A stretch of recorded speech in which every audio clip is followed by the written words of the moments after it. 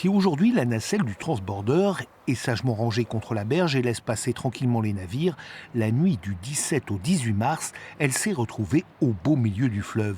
Le pont était en révision, un chantier qui a provoqué une panne qui aurait pu avoir de graves conséquences.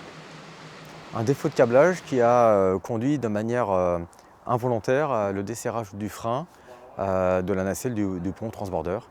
Ce qui a eu pour effet d'envoyer la nacelle en Charente en cœur de nuit. Et un sablier est venu à passer en fin de nuit, donc fort heureusement le pilote a eu les bons réflexes, a réussi à ne pas percuter la nacelle, ce qui est bien sûr salutaire. On s'en souvient, le transbordeur a été déconstruit et remonté. 3 ans de travaux qui ont coûté 20 millions d'euros.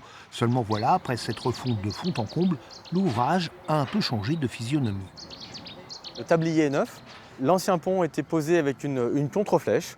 Donc en gros la nacelle avait une légère pente à monter pour sortir du quai, traverser la Charente pour ensuite redescendre sur la rive opposée. Aujourd'hui le tablier a été posé à plat. Aujourd'hui il est même pris une légère flèche.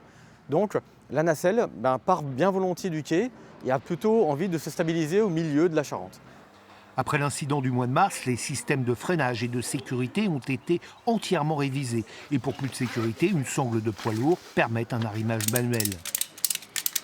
Système simple, mais nous dit-on très efficace.